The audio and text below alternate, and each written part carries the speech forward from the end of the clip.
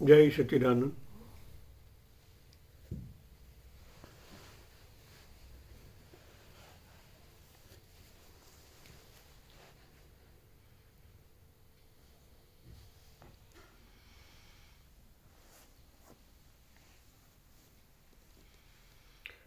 कठिन तप, क्लेश, सहिष्णुता, अधम्य अधोसाव, सरल व निष्ठापूर्वक हृदय, तीक्ष्ण विचारशीलता, निर्मल वैराग्य आदि सद्गुणों का यथोचित अनुशीलन न होने तक सत्य की उपलब्धि नहीं होती।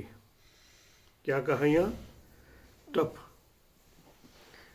तप का मतलब ये होता है कि हम आसन में बैठते हैं तो हमारे सातों चक्रों के अंदर जो तपस्या मतलब एक ऊर्जा उत्पन्न होती है, अग्नि तत्व जागृत होता है और तब से ही एक एक कोशिका में से अशुद्धियाँ दूर होती है। तो पहला श्रेय है तप, सहिष्णुता, सहन करने की शक्ति, दूसरी भाषा में तितिक्षा भी इनको कहें। अधम में अध्यवसाव, अधम मेले तीव्रतम, ईश्वरी तत्व के साथ जुड़ने की तमन्ना। सरल व निष्ठापूर्वक हृदय, आपका हृदय बिल्कुल सरल और निष्ठापूर्वक होना चाहिए। और तीक्ष्ण विचारशीलता, चिंतन मनन की है। निर्मल वैराग्य आदि सद्गुणों का यथोचित अनुशीलन न होने तक सत्य की उपलब्धि नहीं होती।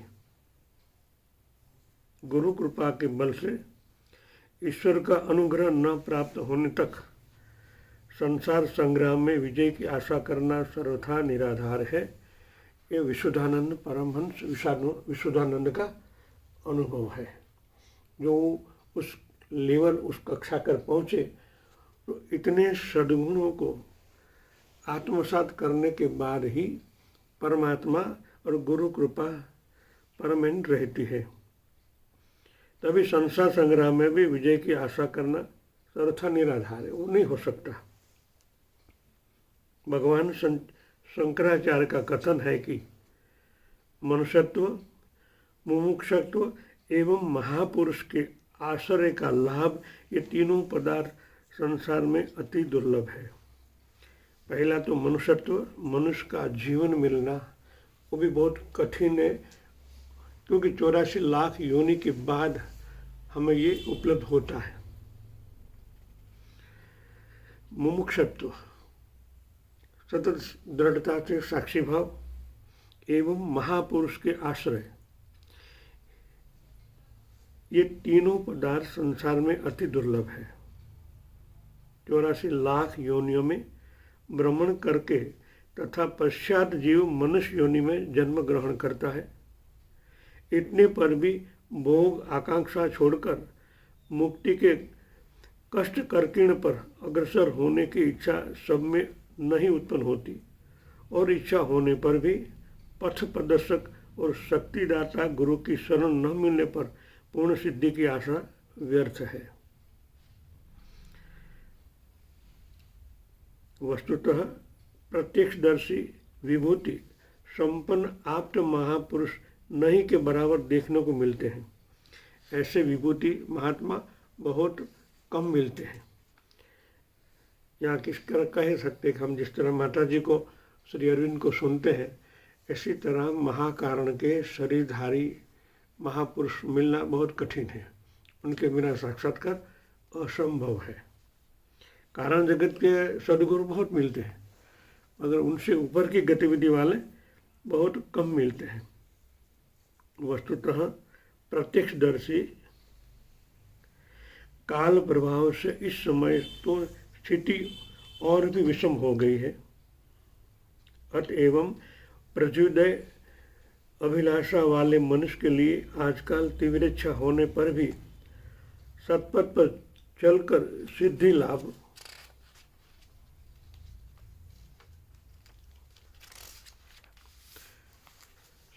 की संभावना अति शून्य है।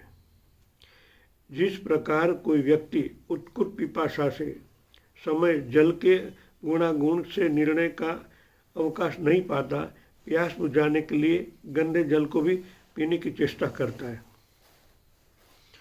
उत्कुट पिपासल तीव्रतम जलनी इच्छा बहुत है जब होती है, तब जो व्यक्ति गुणागुण नहीं देखना ये अच्छा है या बुरा नहीं है, जो आया पी लेता है, इतनी तीव्रता अंदर जल की इच्छा होती है। उसी प्रकार इस समय आग्रहशील साधनार्थी योग्यता का विचार किए बिना ही अत्यंतिक धर्मोपदेशों पर आकृत होकर निम्र जिज्ञासु के रूप में उपस्थित हो जाता है। आग्रहशील साधनार्थी उनको ऐसा तड़प होता है कि मैं परमात्मा को उपलब्ध हो जाऊं, मेरे को उनका दर्शन होवे। यही एक तितिक्षा जुगुप्सा उनके अंदर होती है, तो कोई देखता नहीं है कि कहाँ ये मिलेगा नहीं मिलेगा, कहीं भी वो बैठ जाता है।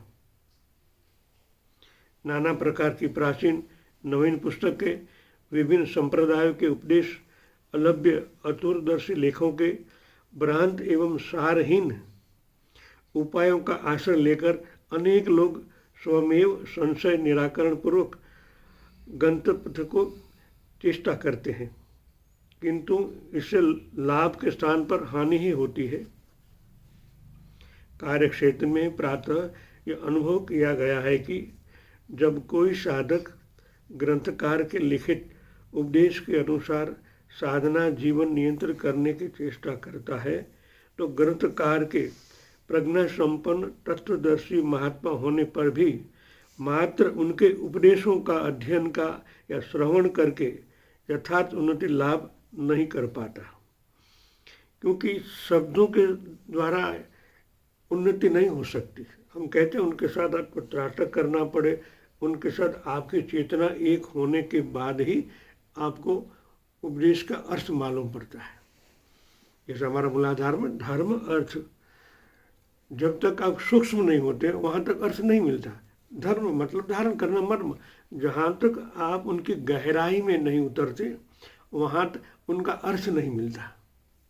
जिस तरह हमारे को ऐसा साधना करना है या तो मूल तत्व को जानना है, तो हमें इतनी गहराई में उतरना ही पड़ता है, तभी उनका अर्थ हमें मालूम पड़ता है।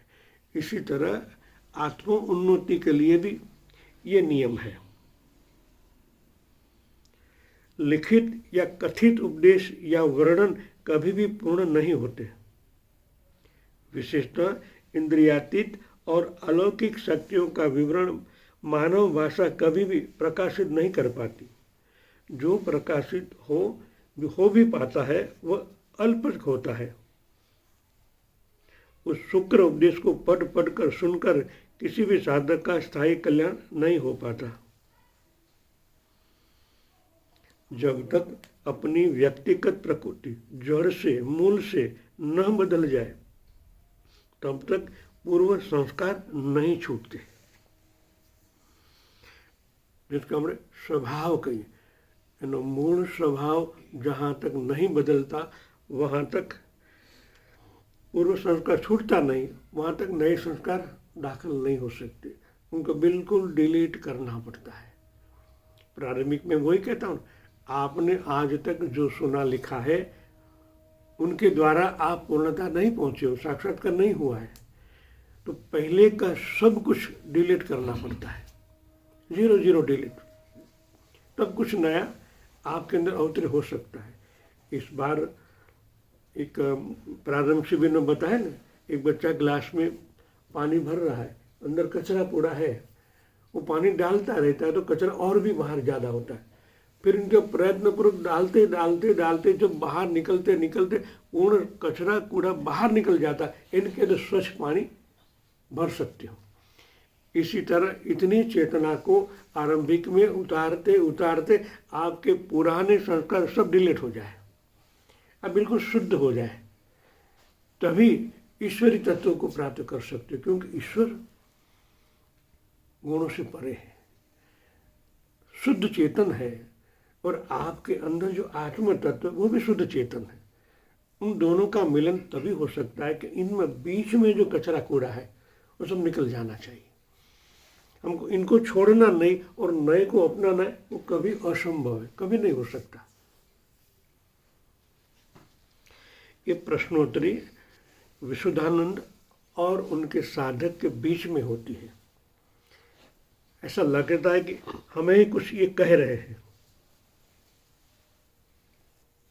जन्मगत उपादान का परिवर्तन एकमात्र योगाभ्यास द्वारा ही संभव है, किंतु योग मार्ग में उचित प्रवृत्ति या गति न होने से योगाभ्यास असंभव है और शक्तिशाली योगी द्वारा शक्ति संचार के बिना योग मार्ग उन्नत नहीं होता।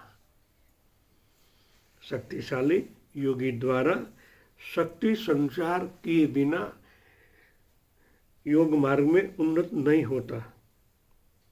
इसलिए आत्म मंगल कामी साधक के लिए योगी सिद्ध पुरुष का आश्रय ग्रहण करना अनिवार्य है। जो साधक पथ प्रदर्शक की चरण छाया में अवस्थान करते हैं, वे ही उनके आदेश अनुसार आध्यात्म पथ में प्रगति कर पाते हैं और धर्म तत्व की वास्तविकता के परिचित हो जाते हैं। यह उपयोगिता भी गौण भाव से ही होती है, क्योंकि सतपथ में आरंभ होने पर जो कुछ भी जानने या करने की आवश्यकता होती है, तभी वह स्वमेव निष्पक्ष हो जाता है। अन्य महापुरुषों के उपदेश पढ़ के सुनने पर भी उपलब्ध में कोई त्रुटि नहीं रह जाती। स्वच्छ अंतःकरण में कर्तव्य व्यापकता निर्णय स्वभावतः आविर्भाव होता है। कब? स्वच्छ अंतःकरण, हमारा अंतःकरण माने मन बुद्धि चित्त अहंकार संपूर्ण शुद्ध होना आवश्यकता है। साधना से प्राप्त अनुभूति की सत्यता के निरूपण के लिए तथा साधना के प्रति श्रद्धा एवं आस्था को दृढ़ करने के लिए उपदेश के दृष्टांत सहित दिए गए उपदेश कार्यकारी होते हैं।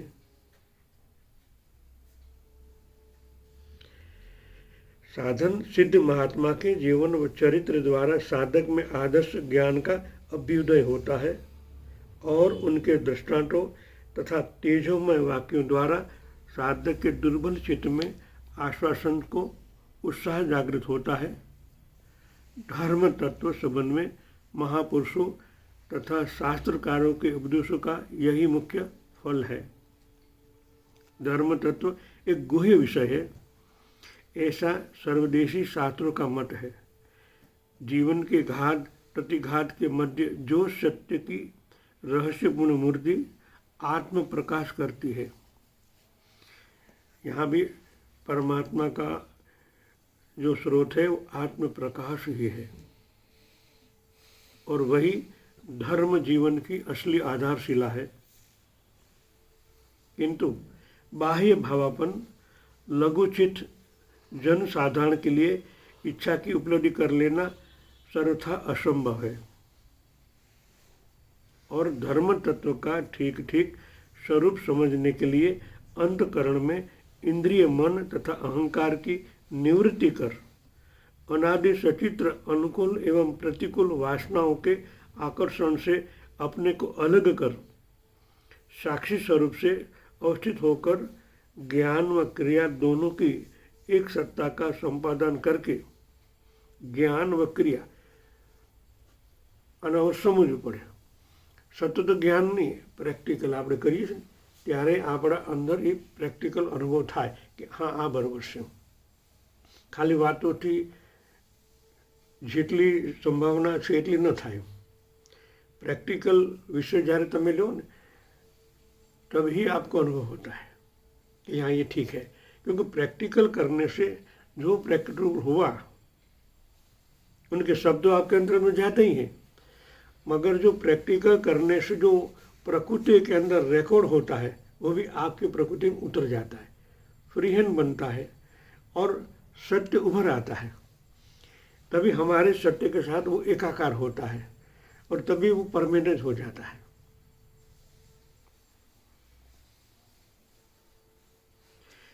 इसलिए यहाँ कहा कि संपादन करके अपने यंत्र रूप में, अपने ये यंत्र ही 5 तत्वों का शरीर यंत्र रूप में परिणित करना आवश्यक है। इसलिए पथ निर्देशक के लिए महापुरुषों का जीवन आदर्श ग्रहण करके आवश्यकता पूर्ण होती है।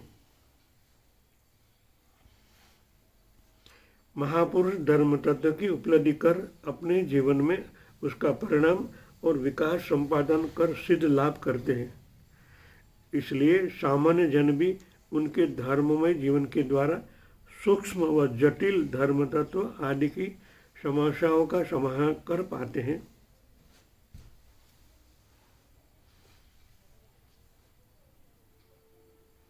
जो साधना मार्ग में चलने के लिए प्रवृत्त हुए हैं उन्हें सत्य निर्णय के लिए ऊपरी निर्दिष्ट उपायों का जो ऊपरना निर्दिष्ट उपाय बताया ये अवलंबन करना चाहिए।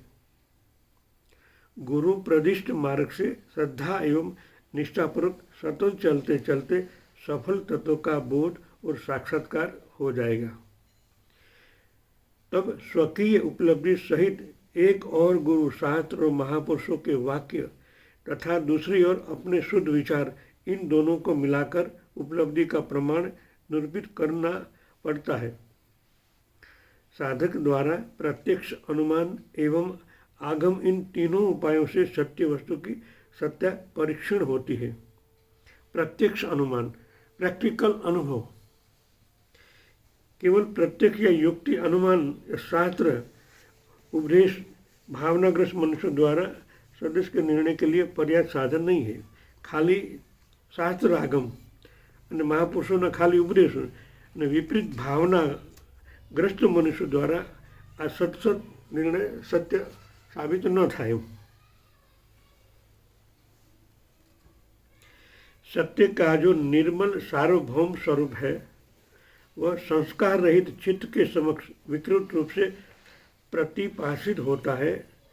जब तक व्यक्ति संसारजन्य कुप्रभाव से मुक्त नहीं होता तब तक वह साधना द्वारा सिद्ध लाभ करने पर भी सत्य के निभ्रांत रूप का प्रत्यक्ष ज्ञान नहीं कर पाता। संसारजन्य कुप्रभाव जहाँ तक वो मुक्त नहीं होता वहाँ तक साधना सिद्धि लाभ के सत्य के निभ्रांत रूप का प्रत्यक्ष ज्ञान नहीं पा सकता। एक तत्व की बात है, जब आपके अंदर इतनी सत्य के प्रति जागरूकता आती है, विवेकपूर्ण वैराग्य उत्पन्न होता है, तब आपके अंदर एक अलग प्रकार की मनोवृथा, जिस तरह हम कहते हैं ना देव और दानव, हमारे ही विचारों की आपस में लड़ाई। हमारे अंदर अच्छे विचार भी हैं क्योंकि गत जन्म में हम ऐसे कर्म भी किए हैं और अभी भी जो कर्म से मुक्त होना है, इन दोनों को भी टकराव होता है। धर्म जीत जाता है जो आपको प्रैक्टिकल अनुभव करवाता है, तब आपको लगता है कि ना ये ठीक है, तो आप वहाँ के अज्ञानता दूर हो जाती है। तो हमें सतत अपना अंतःकरण निर्मल रखना बहुत जरूरी है, क्योंकि हमें बाहर से इतने तरंग आंदोलन हमारे अंदर अवतरे होते रहते हैं कि सत्य पर आवरण आ जाता है। इसलिए हमारी एक चेतना सतत इनके विमुख होनी चाहिए। ये सत्य है वो कब होता है? आपका सुबह में, रात को सोते समय, पूरा दिन जो भी कार्य करें, मगर जो उपलब्धि आपको प्राप्त हुई है उनको एक बार याद करने से वही तरंगे आपके अंदर निर्मित होती है। जो प्रकाश की अनुभूति आपको साक्षात्कार में हुई है उनको एक बार 24 घंटे में एक बार उनके साथ तार जोड़े लेना बहुत जरूरी है, वरना वो आरण नहीं करते, वो भी धीरे धीरे घट हो जाते हैं। ये बहुत ध्यान रखना जरूरी है। जय सच्चिदानंद।